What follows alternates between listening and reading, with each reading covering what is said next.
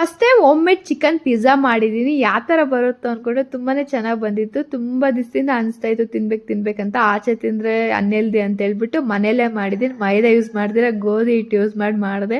ತುಂಬಾ ಟೇಸ್ಟ್ ಚೆನ್ನಾಗಿ ಬಂದಿತ್ತು. ಬನ್ನಿ ಯಾವ ಥರ ಮಾಡಿದೆ ಅಂತ ತೋರಿಸ್ಕೊಡ್ತೀವಿ. 1 ಕಪ್ ಗೋಧಿ ಹಿಟ್ಟು ಯೂಸ್ ಮಾಡ್ತಾ ಇದ್ದೀನಿ ಇಲ್ಲಿ. ಮತ್ತು 1 ಸ್ಪೂನ್ ಶುಗರು, ಎಷ್ಟು ಬೇಕೋ ಅಷ್ಟು ಉಪ್ಪು ಹಾಕ್ಕೊಂಡು, 1 spoon baking powder, 1/4 spoon baking soda ಹಾಕ್ಕೊಂಡು, 1 ಸ್ಪೂನ್ ಬಟರ್ ಹಾಕ್ಕೊಂಡು ನೀಟಾಗಿ ಮಿಕ್ಸ್ ಮಾಡ್ಕೊತಾ ಇದ್ದೀನಿ ಇಲ್ಲಿ. ಆಮೇಲೆ 1/4 ಕಪ್ ಅಷ್ಟು ಮೊಸರು ಹಾಕ್ಕೊತಾ ಇದ್ದೀನಿ.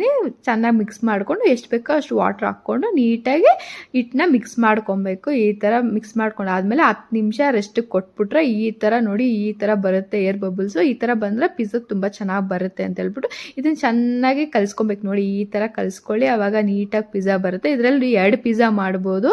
ನೋಡಿ ಒಂದು ಪ್ಲೇಟ್ಗೆ ಬಟರ್ ಅಪ್ಲೈ ಮಾಡ್ಕೊಂಡು ಇಟ್ಕೊತಾ ಇದ್ದೀನಿ. ನೋಡಿ ಎಷ್ಟು ಬೇಕೋ ಅಷ್ಟು ಸೈಜ್ ನೋಡಿಕೊಂಡು ತೀಡ್ಕೊತಾ ಇದ್ದೀನಿ ಇಲ್ಲಿ.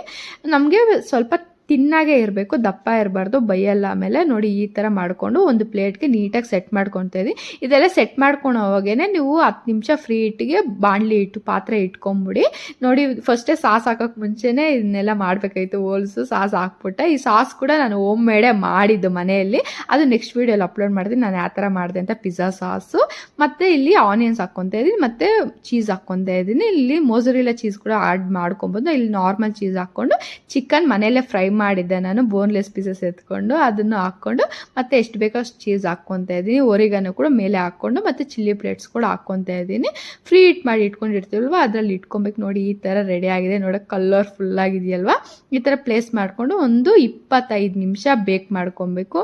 25 ನಿಮಿಷ ಬೇಕ್ ಆಗ್ತಾ ಇದ್ದಾಗ ಸ್ಮೆಲ್ ಘಮ ಘಮ ಅಂತ ಬರ್ತಾ ಇದ್ರೆ ಆಚೆ ಪಿಜ್ಜಾ ಸ್ಮೆಲ್ಲೇ ಬರ್ತಾ ಇರುತ್ತೆ. ನೋಡಿ ಆ ಥರ ಕುಕ್ ಆಗಿದೆ ಅಂತ ಹೇಳ್ಬಿಟ್ಟು ಪರ್ಫೆಕ್ಟಾಗಿ ಕುಕ್ ಆಗಿದೆ. ಮೀಡಿಯಮ್ ಫ್ಲೇಮಲ್ಲಿ ಬೇಕ್ ಮಾಡ್ಕೊಂಡು ಟೇಸ್ಟ್ ಅಂತ ತುಂಬ ಚೆನ್ನಾಗಿತ್ತು. ಟ್ರೈ ಮಾಡಿ, ನಿಮಗೂ ಇಷ್ಟ ಆಗುತ್ತೆ ಅಷ್ಟೇ.